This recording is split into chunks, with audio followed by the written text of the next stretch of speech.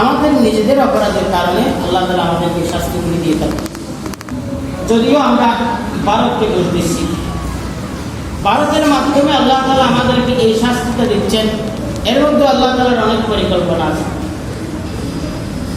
একদিক দিয়ে ভারত জালেম, আল্লাহ তাআলার দরবারে ভারত জালেম বনা যাচ্ছে, এদিক দিয়ে আল্লাহ তাআলা আবার ভারতকে শাস্তি দিবেন, যেহেতু তারা আরেকটা দেশের উপরে জুলুম করছে। অন্যদিকে আল্লাহ তাআলা সেই তাদেরকে জালেম বানিয়ে আল্লাহ তাআলা আবার তার অন্য বান্দাদেরকে সে শাস্তিটা বুঝিয়ে দিচ্ছে। আল্লাহ তাআলার অনেক পরীক্ষা। আল্লাহ তাআলা তো নিজ হাতে এই কাজ করবেন না, কোনো না কোনো মাধ্যম দিয়েই করবেন।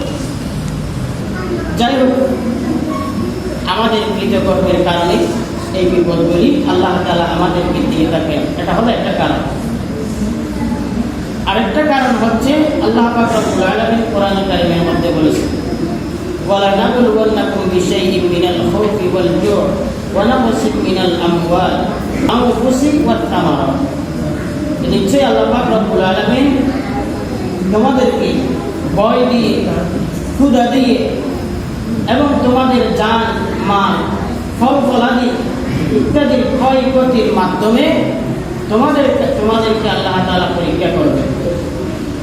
আল্লাহ তাআলা আমাদেরকে ভয় দিয়ে, ক্ষুধা দিয়ে এবং আমাদের জানি মাল সম্পদ ক্ষয়ক্ষতি, ফল ফলাদি ক্ষয়ক্ষতির মাধ্যমে আল্লাহ তাআলা আমাদেরকে পরীক্ষা করবেন।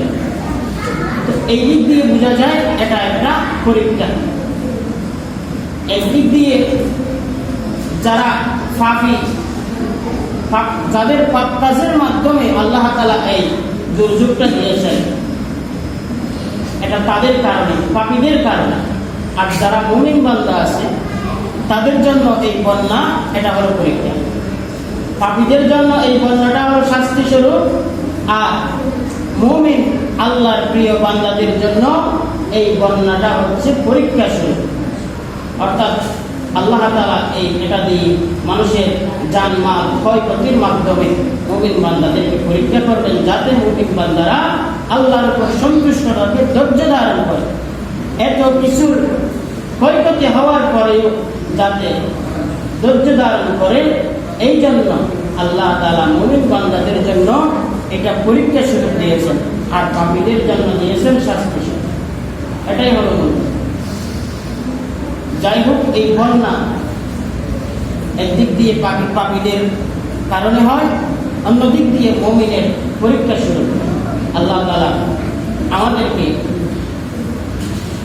পাপীদেরকে এই শাস্তিটা দেন, এই জন্য যাতে করে বান্দারা তার কৃতকর্মে এই পাপ থেকে ফিরে আসে, আল্লাহ তাআলার দিকে ফিরে আসে। আমাদের করণীয় হবে আমাদের পাপ মুক্ত থাকা, পাপ কাজ করে থাকলে গুনাহের পথ থেকে ফিরে আসা, এটাই একমাত্র মাধ্যম। আরেকটা হলো যারা ক্ষয়ক্ষতির শিকার হয়েছে, আমরা যেন এই দুর্যোগের উপর ধৈর্য ধারণ করি, আল্লাহ তাআলার উপর ভরসা রেখে ধৈর্য ধারণ করি, সবর করি। দেখুন, কথা হলো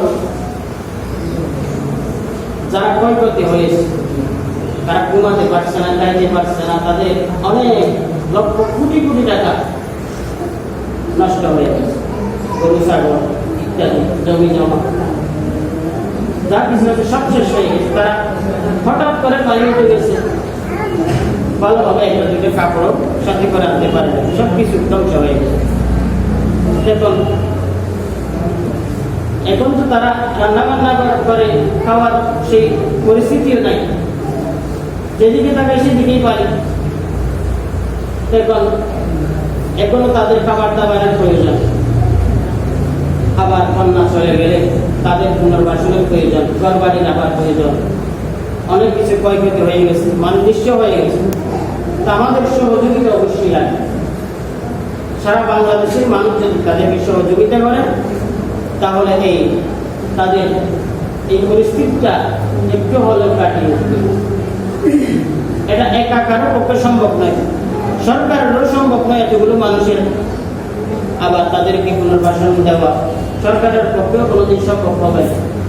এই জন্য আমরা যারা আছি, আমরা যারা অন্তত আল্লাহর জমিনে এখনো পর্যন্ত ভালোভাবে আসি, ঘুমাইতে পারছি, আমাদের শুকরিয়া আদায়ার্থে হলেও তাদেরকে সহযোগিতা করা যাবে।